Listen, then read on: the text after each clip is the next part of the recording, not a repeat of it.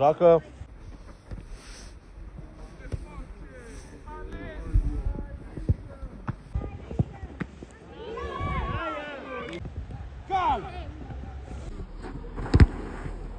Roșu.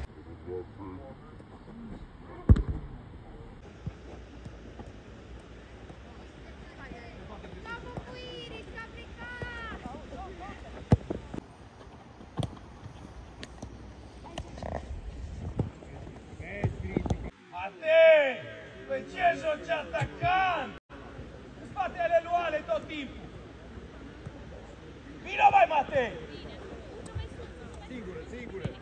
Arol prea ușor. Matei! Matei, iar ai scăpat, Matei! Haide! Matei, Daniel! Hai treabă cu el. Premier Defensiv.